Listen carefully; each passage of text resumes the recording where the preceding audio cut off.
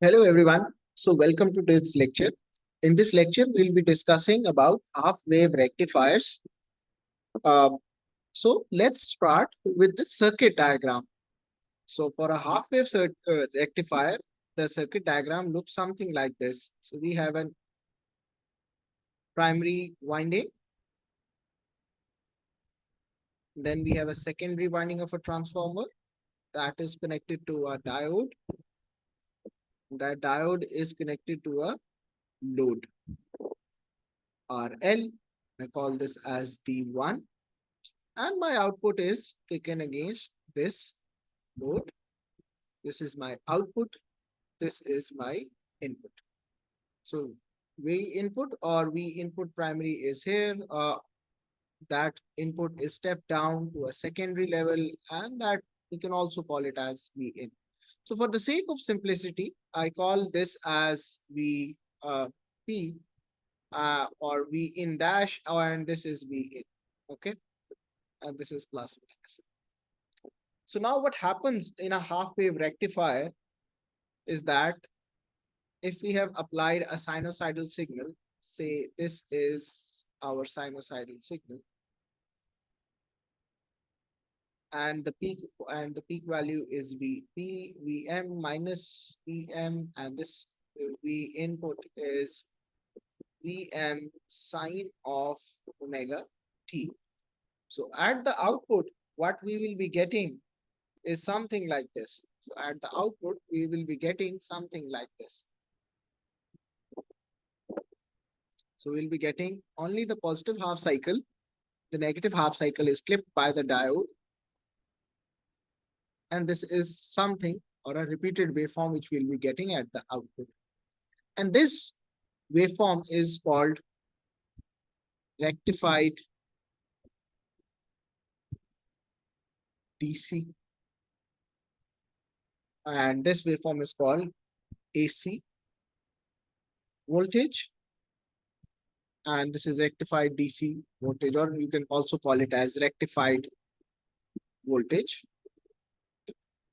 And the property of this voltage is that this voltage is not an AC voltage. It is a pulsating AC or a rectified AC voltage. You can call it as rectified AC voltage. And this is also called a DC or a pulsating DC. DC or pulsating DC voltage. Okay. So this is how a half-wave rectifier works. So in a half-wave rectifier, we have an input signal given to a primary side of a transformer. That transformers, in this case, for example, either steps up or steps down the voltage based on our requirement. So this signal will be V in dash will again be Vm dash sine of omega t, where the magnitude of Vm dash will be different than Vm. So, and then this voltage at the load, the voltage at the load will be something like this. So, overall, this half-wave rectifier clips half cycle of an input AC waveform and gives us something like this.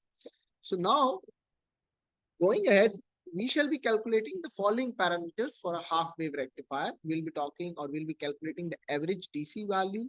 We'll be calculating the RMS value of the output voltage. We'll be talking about the ripple factor. We'll also be talking about the ripple factors at RMS value. We'll be talking about the form factor, peak factor, and what is the efficiency of this rectifier. So starting first of all with the calculation of VDC or the average value of a half-wave rectifier. So the average value, remember, average value is the DC value of a half-wave of a rectifier. If somebody says to calculate the average value and then says what's the DC value, it's actually the same. Both values are the same. So starting with the input waveform, the waveform we have is something like this.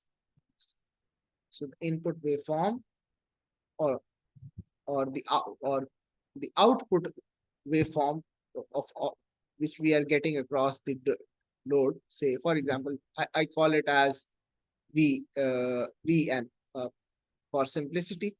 Vm, this is my time period. This is my half of time period, and this continues. See, so this is my rectified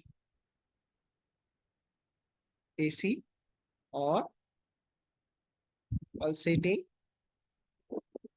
DC signal or the output, and this is my V output waveform. Now I have to calculate the average value. So if we have to calculate the V average, VDC or V average, this will be can be written as 0 to T, this V output of D of T. So the complete average or whatever the value or area under the graph divided by the complete time period, it will give us the average value. So what is now if I have to write the function of this output, or so this output waveform will be equal to Vm sine of omega t between 0 less than equal t less than equal to t by 2, and this value is 0 for t by 2 less than equal to t less than equal to capital T.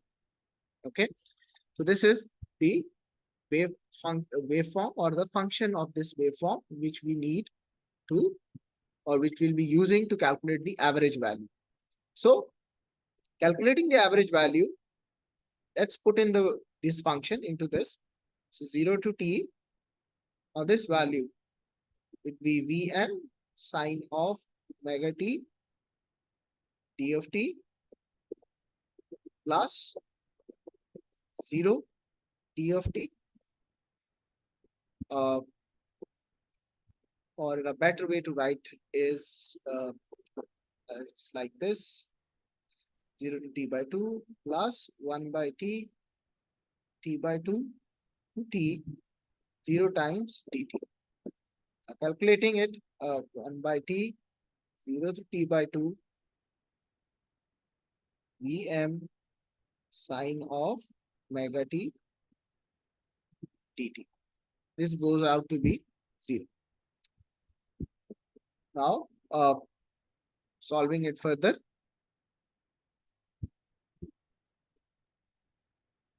So this comes out to be 1 by t, 0 to t by 2. I take Vm out, integral of sine of omega t dt. This comes out to be minus Vm by t. Integral of sine is minus cos omega t. So I want okay. So cos of omega t divided by omega 0 t by 2. Then solving it further, Vm by t, putting in the values. So I can take omega outside here. So minus cos of omega t by 2 minus again minus cos of 0. See what I get. So remember, omega is equal to 2 pi f, which is also equal to 2 pi by t. Okay. So what we have here, so if we put this value of omega in this, what we get is Vm divided by omega t. Also for simplicity, remember omega t is equal to 2 pi t multiplied by t is equal to 2 pi. Okay. So Vm by omega t is equal to minus cos of omega t by 2. So it is actually 2 pi by 2 minus plus 1. Cos 0 is 1 minus 1 minus plus 1.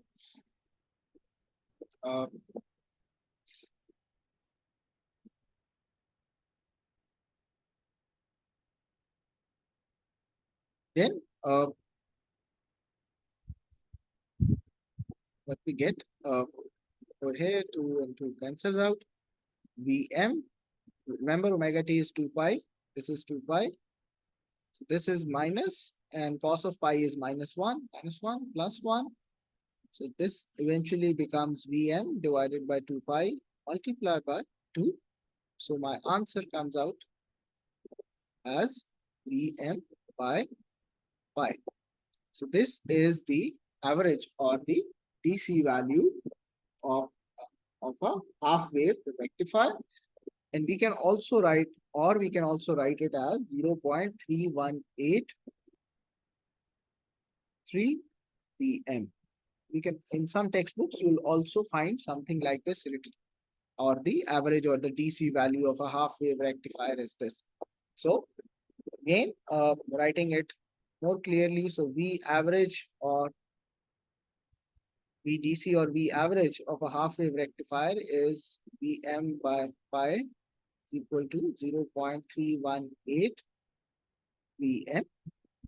So this is the value of a or the value of an average value or a DC value for a half-wave rectifier, and this is how we calculate it. So moving ahead, question then part 2, it says how to calculate the RMS value or the root mean square value of the output voltage of a half-wave rectifier.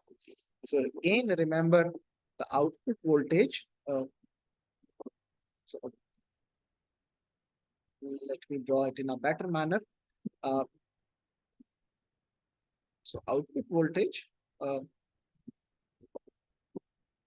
is again something like this. This is V out. This is V peak, just like the one we used in the previous slide. And V out function is Vm sine of omega t 0. This is 0 less than equal t less than equal to t by 2. This is t by 2 less than equal t less than equal to time period.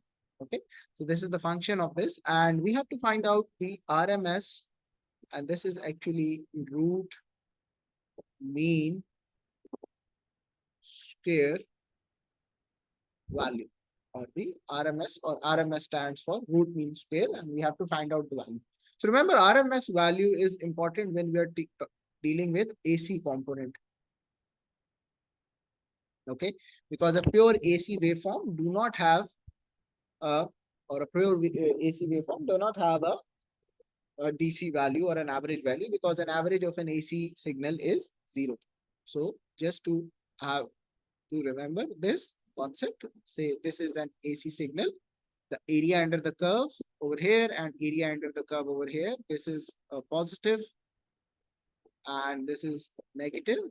They both can, if we are going to add up or take an average of this comes out to be 0.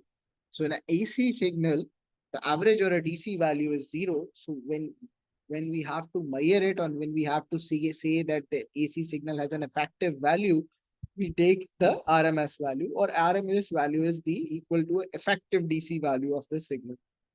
So here we have we do not have a complete AC signal, and we do not have a complete DC signal.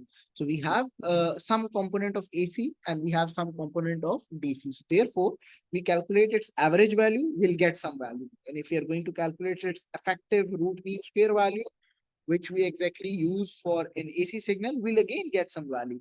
So let's see what is the value we get in this case. So for any signal, if we have to take a root mean square value, and in case we have to calculate a root mean square of the output, it would be something like this. So VRMS, and VRMS will be equal to root mean square. So first of all, square of the signal, V output, we can call it as square, integrate, mean. So again, so this is how we take the mean and square, root, mean, and square.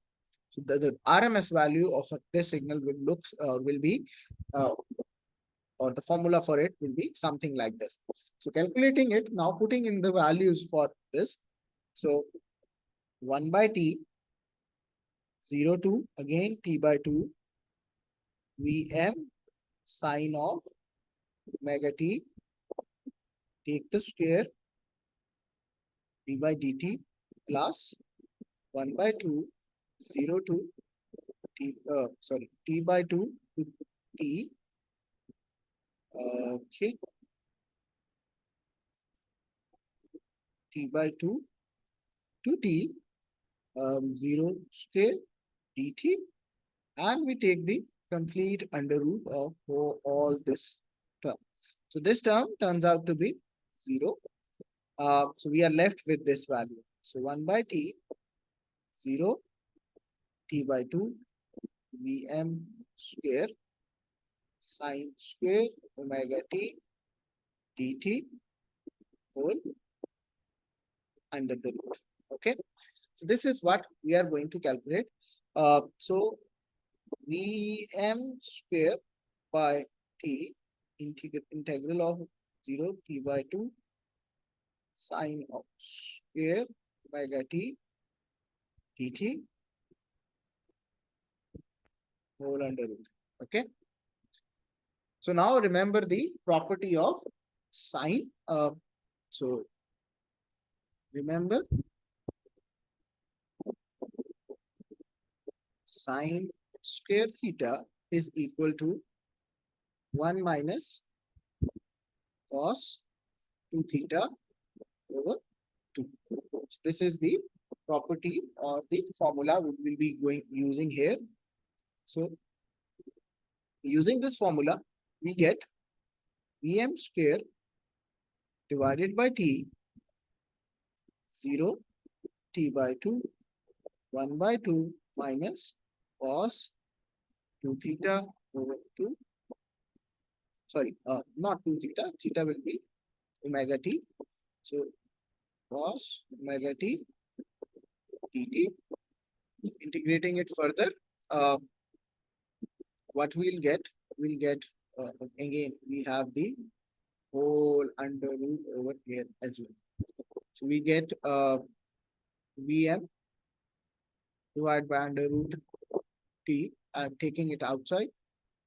Whole under root integral 0 to t by 2, 1 by 2 dt minus 0 to t by 2 cos 2 omega t divided by 2 dt. Now solving it further, Vm by under root t, what we get 1 by 2 t by 2 minus 0. This is the first integration, divide minus 1 by 2 is common. Integration of cos is sine 2 omega t divided by 2 omega 0 to t by 2. This is the second case. Now, and this whole is in under root form. So if we are going to see this, so putting t by 2 here, so let me show you this first. So omega t is equal to 2 pi. So this is actually, this whole thing is actually sine of 2 times 2 pi divided by 2 into omega t, or we can call it as omega. So sine of 4 pi, it will always be, or it's a sine of integral multiples of 2 pi will always be equal to 0. So this whole term goes to 0. Okay. So this whole term goes to 0. So what we are left with is this Vm divided by under root t 1 by t by 4 whole under root. Okay. So this, if we say, comes out to be Vm under root t 2 under root t, under root t cancels. So what we are left with Vm divided by 2, and this is your V RMS value. So RMS value for a half-wave rectifier is this, or also 0.5 times Vm. This is your RMS value, and this is how you calculate your RMS value for any half-wave rectifier circuit. So then comes how to calculate the ripple factor of a half-wave rectifier. So what exactly is a ripple? So ripple is, or the ripple content is defined as the amount of AC content present in the output DC. So remember, we have the output waveform looking something like this. See, we have the output waveform looking something like this. This is my V peak. This is my time period. This is my half of the time. So this is not purely AC. It contains AC component, and we call it and also a DC component. Okay.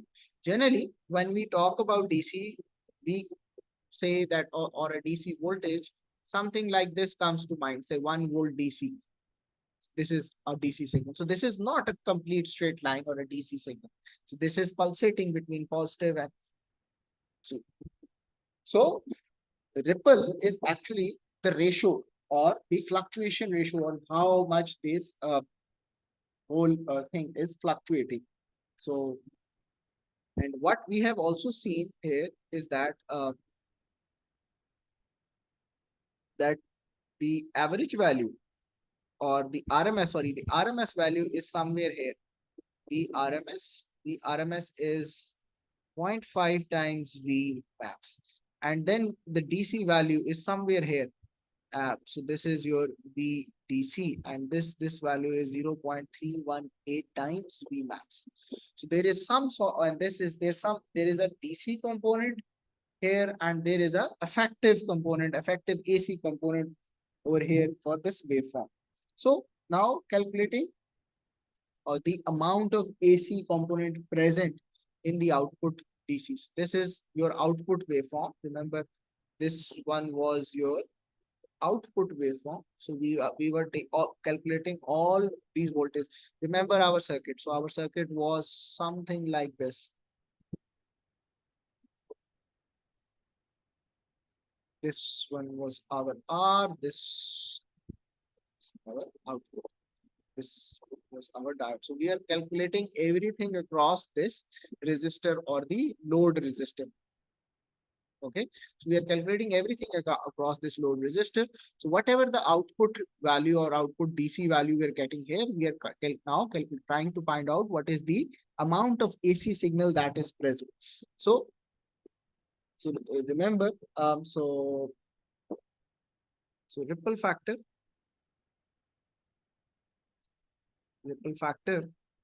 or we can also write it as RF, R dot F, or some books call it KF, but that is fine. So RF is so fine. So it is actually amount of AC present in the output DC. Okay, and we can also write it as or amount in AC current or compared to. So remember, if we have the voltage, the current IL or I out will be simply V out divided by RL. That will give us the V out well. Okay, so there's no need to be afraid. The current can be easily calculated. If we have the voltage signal, just divide by the value of R. So what is the AC value we have? So for an AC value, before we, so the AC value, or you can say that the effective RMS value of any signal, or the square of RMS value, is equal to the AC value square plus the DC value square.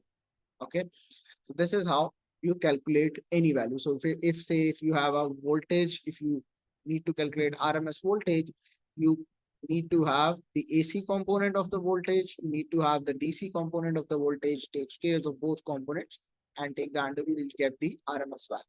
So if you have to calculate the AC component, will have to do what? We have to basically do this V RMS square minus V DC square. Okay. So if we have to calculate an AC component from here, so it will be V RMS square minus V DC square whole under root. Okay. So this is how. And then if you have to calculate the DC component or the DC value, the DC value will be just simply as it is DC. Okay. Now solving it further, so take square on both sides, so it will become V RMS square minus V DC square under, so this is again under root, and this is V DC. So okay, so if I'm going to take square over here, we have to bring this under root down as well, or the easy way is to write it like this. And then you can easily write it as V RMS square divided by V DC square minus V DC square over V DC square. So this both cancels out each other. My value of ripple factor will be V RMS square divided by V DC square minus 1. This, and this is my ripple factor. And this formula can be used for any type of rectifier and with any sort of waveform. Say, for example, your rectifier is using, instead of sine wave, it is using this wave. Your input is this, and your rectified waveform looks something like this. So this factor can also be, this can also be used for any sort of wave. So this is the formula for a ripple factor. Now put in the values which we have calculated earlier. So now putting in the values, we have calculated V RMS as 0.5 times Vm square and VDC as Vm divided by pi square equal -1 and put under root.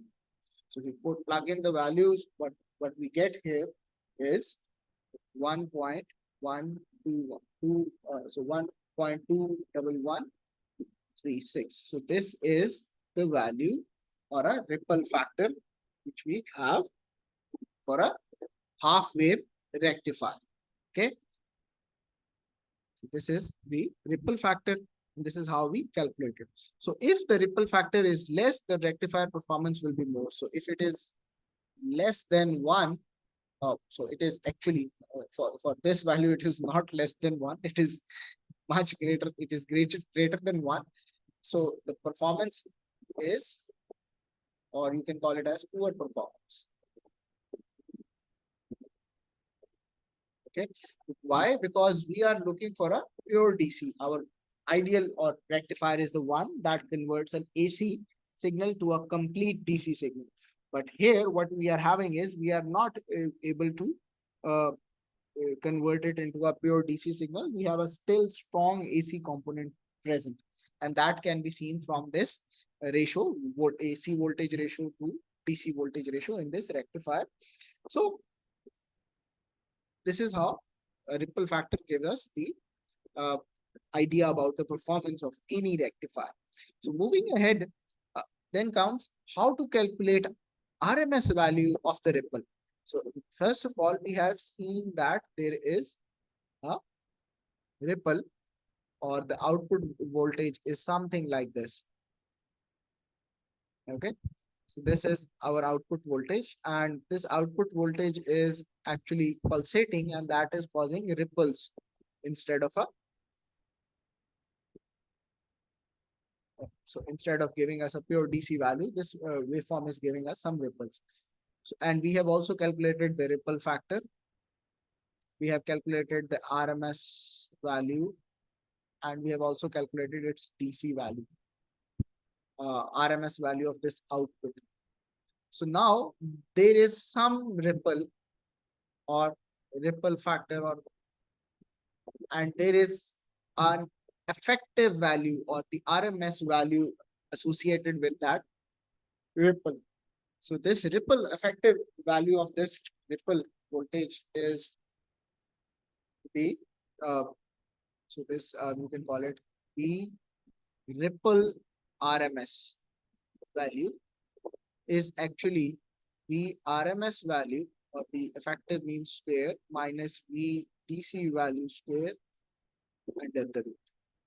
So if we are going to use this value, we'll be able to calculate the effective value of this ripple because there will be an AC component, there will be a DC component of this output waveform, and then there is some ripple here, and that ripple will have certain effective voltage, and that effective voltage is calculated using this formula. And if you put our values, this is 0.5 Vm whole square minus Vm divided by pi whole square under the root.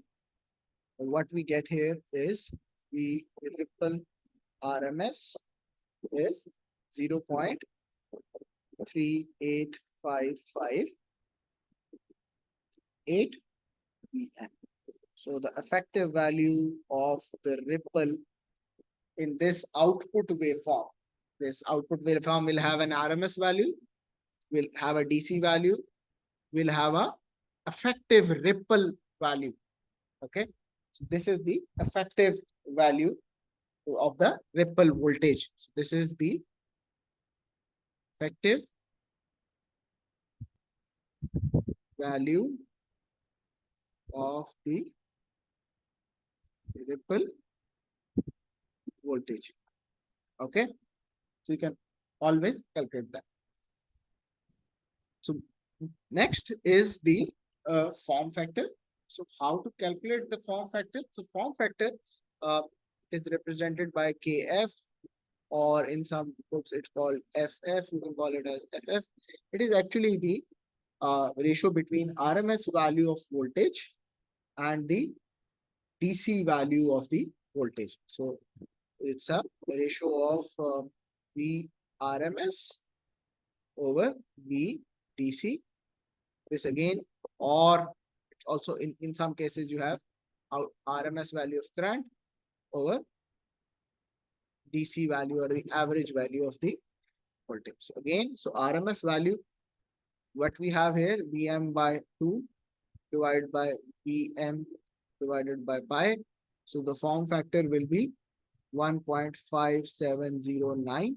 So this is our form factor. So basically, in other words, it is the effective AC component to the DC component. Form factor is also different. It's the effective AC component to effective DC component in both are in the output waveform. And remember, our output waveform is something like this. Okay, this is T, this is T by 2, this is Vm, this is repeating itself, this is T. Okay, so then comes how to calculate the peak factor. So peak factor, it is represented by Kp, and it is the ratio between the peak value of voltage to the peak value of the RMS voltage. So peak value of input voltage divided by peak value of RMS voltage at output. So peak value of input voltage, we have Vm, and peak value of RMS is Vm by 2. So this value comes out to be peak factor as 2. Okay.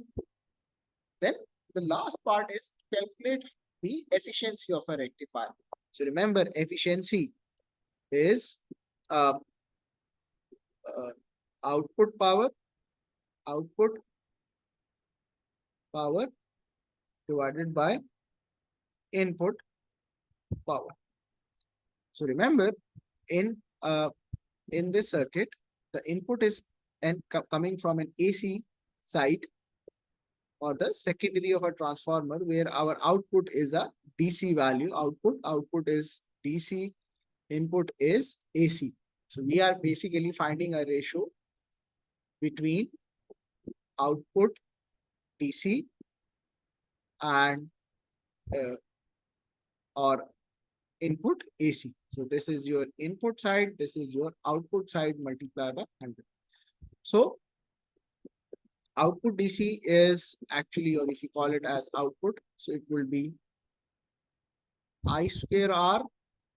Okay. So if we have it as I square R as output, so output would be I DC square multiplied by RL. And remember from Ohm's law, E is equal to IR, I equals to V by R.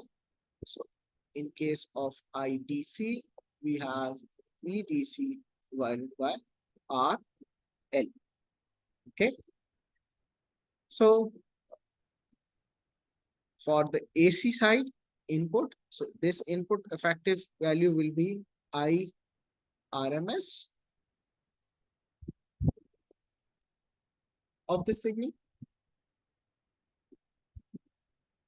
and